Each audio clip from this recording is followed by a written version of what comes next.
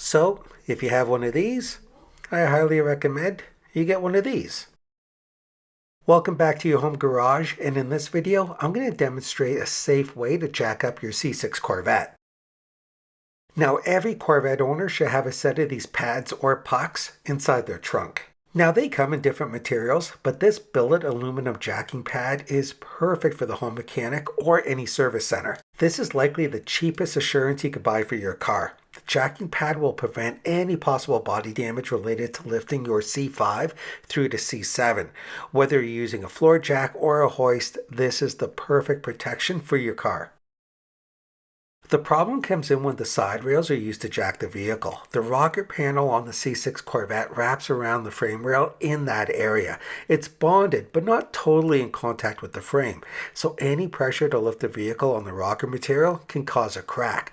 The lifting pucks or pads will raise the compression point above the rocker panel, which makes a crack almost impossible. Jacking pucks are definitely a safety net, as the side rails are not actually the preferred lifting point on the C6 Corvette, but lots of folks still use it. Now I've read many comments stating that jacking pucks just seem like a scam and that you can still successfully jack up your vehicle without these by properly placing your floor jack or by using a hockey puck or even a piece of wood.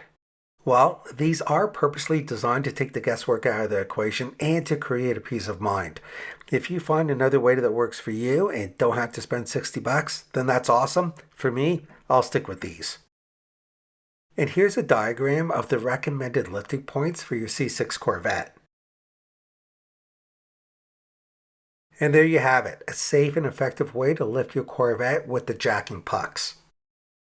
So make sure you help to keep this channel going by hitting that like button, sharing this video with a friend. Also, please comment below as I reply to all. Plus, don't forget to subscribe. And we'll see you next time on your home garage.